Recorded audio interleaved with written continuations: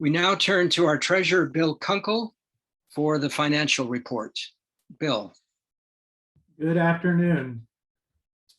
Most of the past 2 years have been filled with anxiety and uncertainty.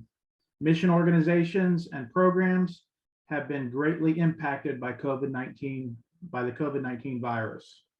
Recovery for many of these organizations, along with their initiatives, their programs, and their projects, will take years. The mission of GEM has remained constant. Operationally, it has changed and will continue to change as it seeks to fulfill its purpose in the global mission community. There will be major challenges to overcome in the mission community.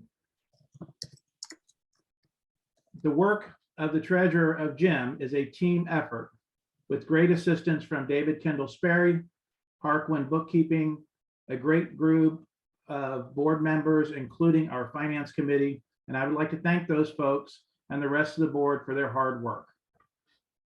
Financially, we continue to adjust our support structures and fundraising efforts. Complete, accurate budgeting and planning is essential. GEM entered the 2021 calendar year with an approved budget totaling $35,600 and that projected a shortfall of $10,850, which we plan to utilize our reserves to cover. Through fiscal responsibility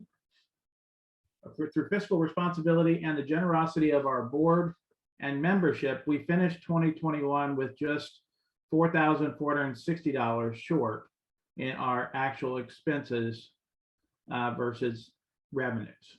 That's significantly better than projected. The major contributing factors to the reduced operational expenses was the absence of paid staff member for a portion of that year as we transitioned from Molly, who has done an amazing job as the coordinator and remains a vital contributor to the GEM board. The balance sheet shows GEM had $43,700 as of 12/31/21 in restricted and non-restricted assets. This includes funds designated for the development of an endowment to support the work of GEM in perpetuity. To date, we've received about exactly $1,000 towards this important goal. In December, the board of directors approved a budget for 2022 totaling $49,088.75. That includes several initiatives that are vital for the work of GEM that have impacted the budget. First, locating and hiring a new executive director. Second, develop a budget for infrastructure and governance agreement for the GEM endowment. To be present at General Convention to represent and promote global mission.